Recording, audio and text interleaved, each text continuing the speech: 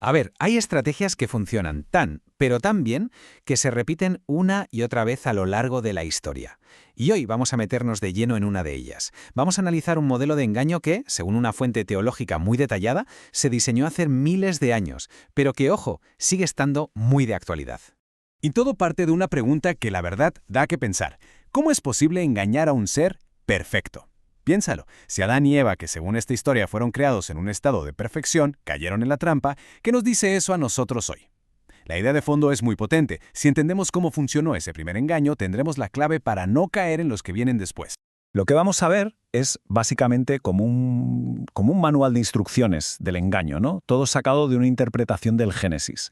Y la tesis principal es esta. Los métodos que se usaron en aquel entonces son exactamente los mismos que, según esta visión, se van a usar en un engaño final, pero esta vez a escala planetaria. Así que para entender bien la estrategia, tenemos que viajar al principio de todo, al escenario original donde se puso en práctica por primera vez. Este análisis nos sitúa, claro, en el jardín del Edén. Pero, ojo, no lo presenta solo como un paraíso, sino más bien como el laboratorio donde se hizo un gran experimento de lealtad. Y este es un punto crucial, ¿eh? Según esta visión, hay que imaginarse que Adán y Eva lo tenían absolutamente todo. De verdad, no les faltaba de nada. Vivían en conexión directa con su Creador. Por eso, la famosa prohibición de comer de un árbol no era un capricho. Era, de hecho, la única oportunidad que tenían para demostrar de forma voluntaria, por decisión propia, su amor y su confianza.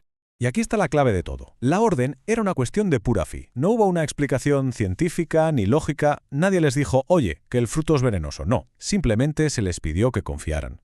Punto. Su única seguridad, según este análisis, estaba en obedecer, sin más. Bueno, pues vamos ahora al meollo de la cuestión, al esquema del engaño. El análisis identifica una secuencia de 5 pasos, 5 métodos muy específicos y además progresivos, diseñados para ir desmontando esa confianza poco a poco y al final llevar a la desobediencia. Son estos 5. A ver, primero, un milagro para dejarte con la boca abierta. Segundo, retorcer la verdad para que entres al trapo. Tercero, darte un argumento lógico para que empieces a dudar. Cuarto, atacar directamente a los sentidos para que la razón se nuble. Y el remate final, la presión de grupo para asegurar la caída. Venga, vamos a verlos uno por uno.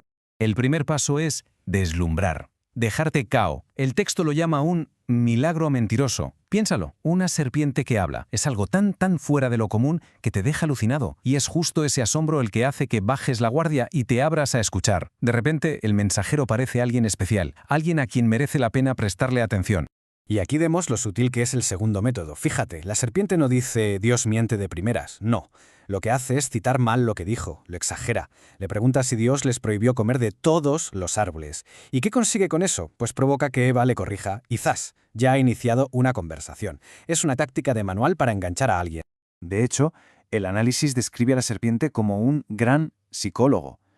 La pregunta no es casual para nada. Se presenta como si estuviera leyendo la mente de Eva, como un eco de sus propias dudas. Ella ya se estaba preguntando por qué ese árbol estaba prohibido, y de repente escucha sus mismos pensamientos en boca de otro. Y claro, se siente comprendida, se crea una conexión, una falsa confianza. Y este es el punto de inflexión, el giro de guión. Una vez que se ha ganado su confianza, ¡pam!, se introduce una lógica totalmente nueva. La serpiente le dice, tranquila, no vas a morir. Y no solo eso, le da una razón de por qué Dios, supuestamente, les mintió. Porque no quiere competencia. De golpe Dios pasa de ser un protector a ser alguien egoísta, que les esconde información para mantener su poder. La fe sencilla se cambia por un razonamiento complejo, lleno de sospechas. Vale, la mente ya está casi convencida. ¿Cuál es el siguiente paso? Atacar al cuerpo, a los sentidos, y se describe cómo se van activando uno a uno. La vista, porque el fruto era agradable a los ojos, el gusto, porque parecía bueno para comer, incluso el intelecto, porque prometía sabiduría, y al final el tacto y la acción. Lo coge y come. La experiencia de los sentidos es tan fuerte que anula por completo la orden divina, que al final era solo una palabra. Ver y tocar se convierte en algo mucho más real que simplemente creer. Y llegamos al último paso. La presión de grupo, la presión social. Aquí se usa a una persona para influir en otra. Según esta interpretación, Adán no fue engañado de la misma forma, ¿eh? Su caída fue distinta. Él vio lo que había hecho Eva, y por el amor que le tenía, por no poder ni imaginar una vida sin ella, tomó una decisión consciente, seguirla. Eligió su mismo destino. La lealtad a una persona pesó más que la lealtad al creador.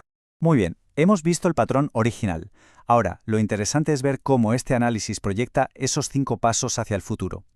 El argumento es que esta misma estrategia, que se ha ido perfeccionando durante 6.000 años, será la base de lo que se llama el engaño final. Y aquí lo vemos claramente. El patrón es el mismo, pero a lo bestia, a una escala muchísimo mayor.